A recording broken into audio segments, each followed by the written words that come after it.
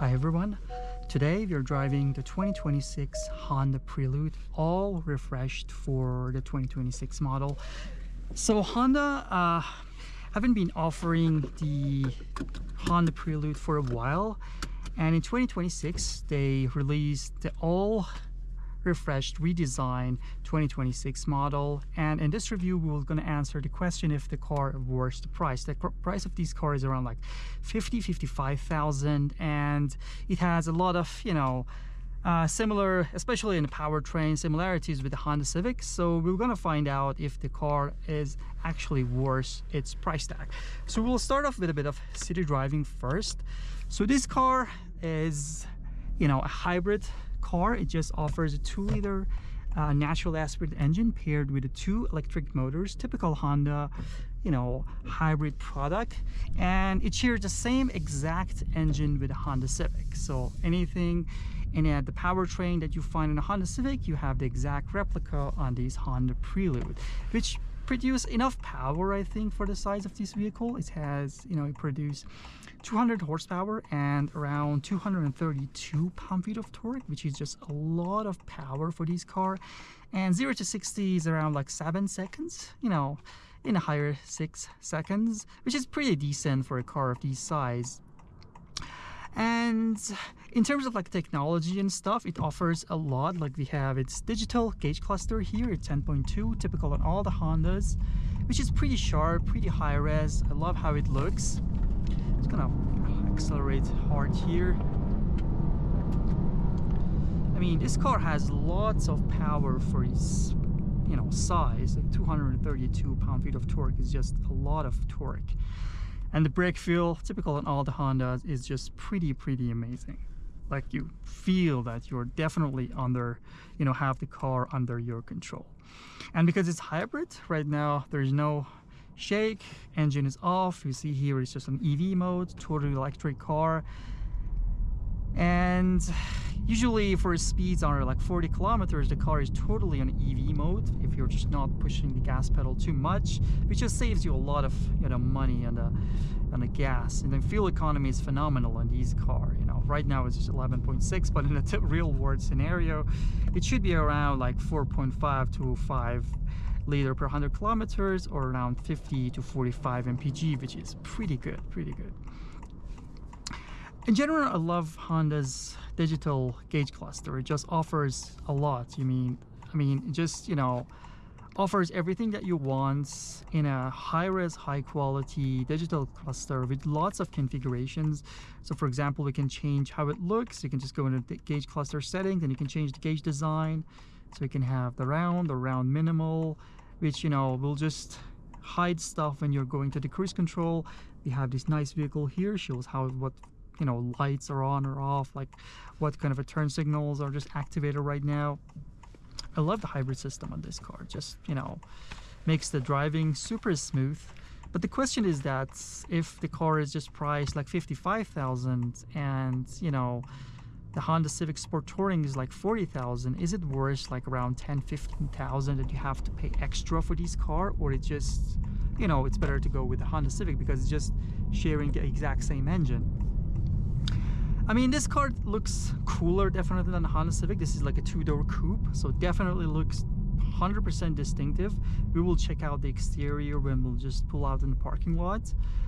And I think if you want to buy it as a second car, it just kind of definitely makes sense. But for your first car, because it doesn't have a lot of space, there's no space for people to sit in the back.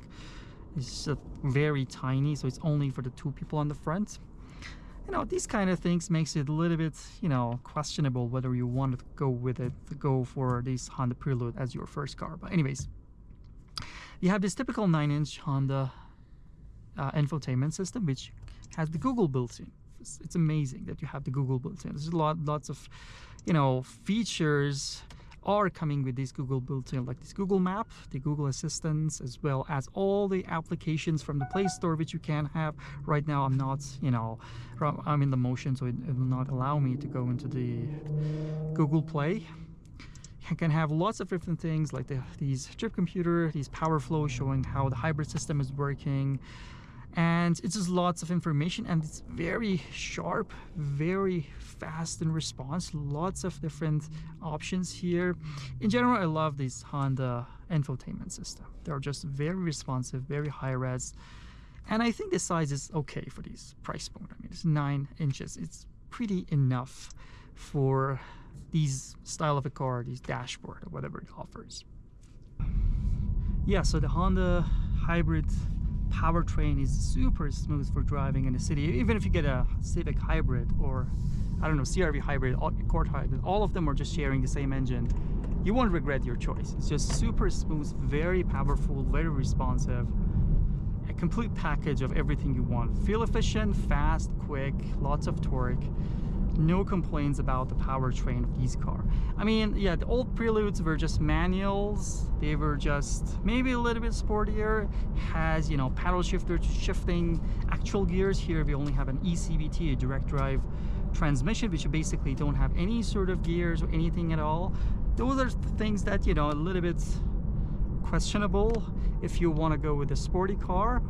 But in general, I think what the Honda did makes sense, to just, you know, have a fuel efficient car as well as have a powerful car. It had lots of torque, and, you know, as soon as you put your foot on the gas, the car, you know, shows that it has enough torque, enough power to get up to speed without any issue, and also be fuel efficient at the same time.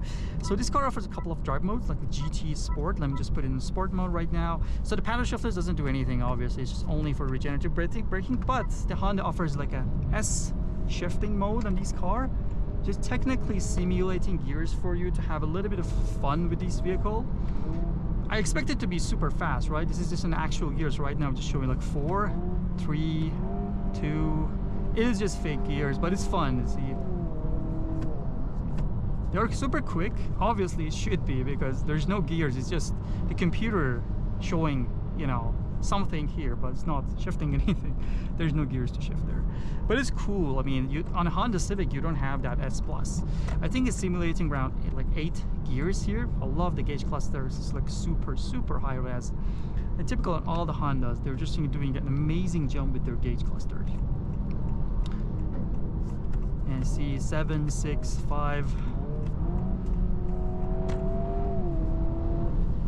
And the power is just so good. The delivery of the power, it's a hybrid engine, but you don't ever notice when it switches from these electric motors to these, you know, internal combustion engine. It's so good. I mean, it's so fun to drive. But as I said, probably as your second car, because you don't have a lot of space back there, which we will see. The handling, I mean, the car sticks to the ground, and the steering wheel feel is definitely a lot better than a Civic. It's just, I think it's a lot firmer in the sport mode. If you just put it in the sport mode, it gets a lot firmer. And we have these fake noise coming from the speakers. People don't like it, but I'm okay with it. I mean, it's just fun to hear, and you're at the same time not bothering anyone with the sounds. But yeah, Florid. The car has a band of power. Like for these size, the torque really shows that it has 232 pound-feet of torque. Yeah, downshift, it doesn't allow you to downshift more than that, although it's a ECVT and there's nothing there. It's quick, 5, 6, 7. It's fun. I mean, I wish Civics also had that S Plus mode. If you just take it out, then the paddle shifters, you see I'm just using the paddle shifters only for regenerative braking. It just makes the car one pedal driving. You can just turn it to the maximum, and it just, you know, leave your foot off the gas, and the car brakes by itself. Regenerative energy, and, you know, charging your batteries, so you got better fuel economy in general. But the sport mode and the S Plus shifting on this car is amazing. I love it. It's so good. But does it justify the $55,000, you know, price tag only to get the extra S Plus mode in compared to a Civic? That's probably not. It's just like too much for this car. And yeah, steering wheel gets super stiff when you're just putting in sport mode. Yeah, so let me just put it in the comfort mode. So this car, typical on all the Hondas, offers a lot of active safety features like the lane keeping assist, adaptive cruise control and everything, and they're just working amazing. Like in typical on all the Hondas, you can expect them to be, you know, working very smoothly, very precise, and you know, they're just working amazing. You know, you can just completely drive hands-free. It will ask you to put your hand on the steering wheel, but apart from that, you know, just keep the car in the lane, not ping-ponging around. And even in contrast to Toyotas, you can only have these lane keeping assists without the adaptive cruise control. It asking to put my hand on the steering wheel. Apart from that, it's very sharp. It just makes the driving easy, especially on the long road trips. Yeah, I love to drive this car in the sport mode. I mean, the sound is fake, but it's fun. It's really fun.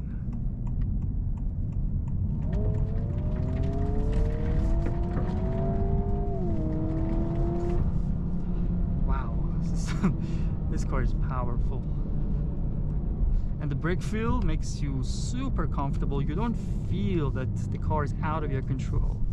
And I love these downshifts. The car downshift by itself is so good.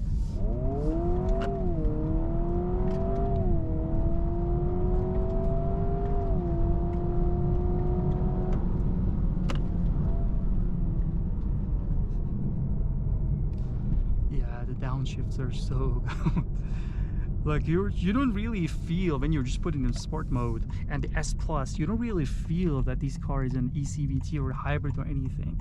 It's just similar to a gas-powered car. So quick, shifts smoothly, fast.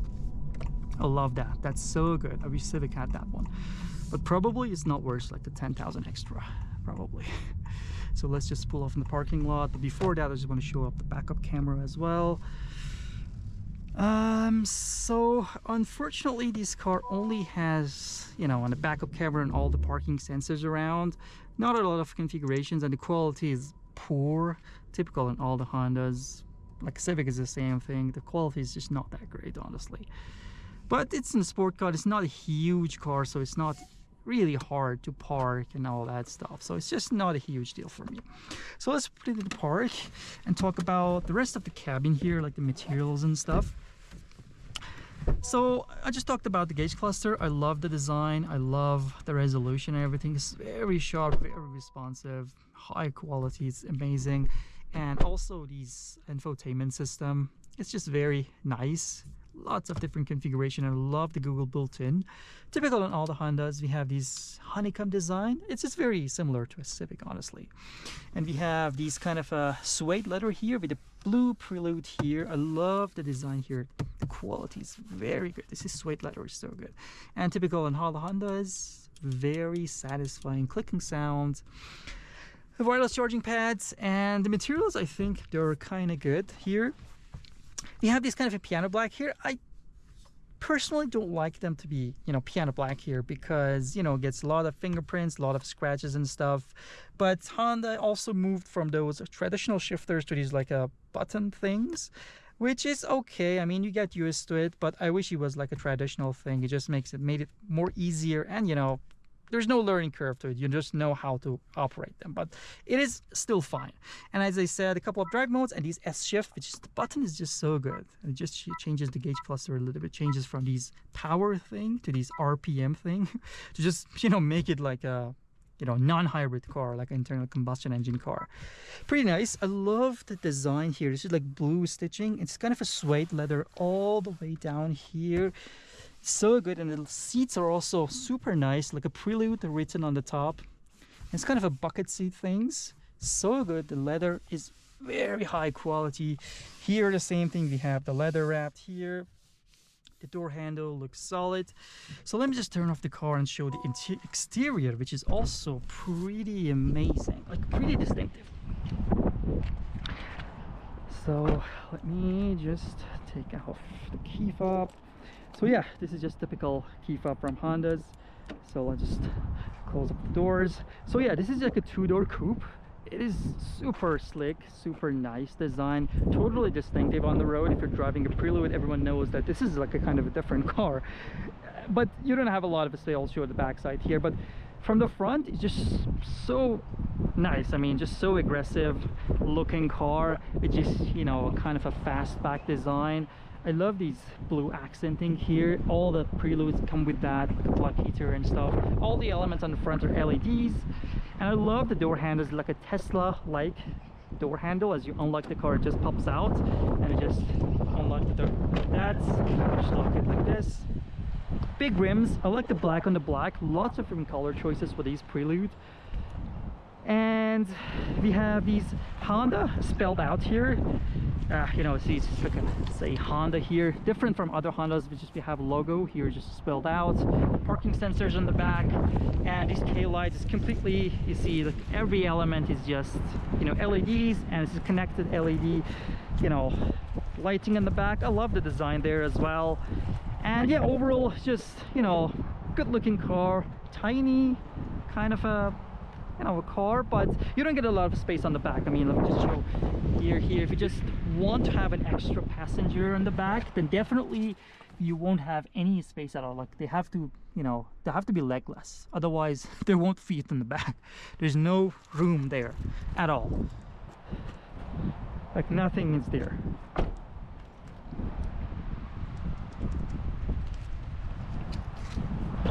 And a big trunk here. You see the window also lifts up, and the trunk is, I mean, kind of big, I think, for the car of these size, like a two-door coupe. But as a first car, definitely it's just not enough. And also you don't have the capability to just, you know, have passengers on the back, so that's something that you have to keep that in mind.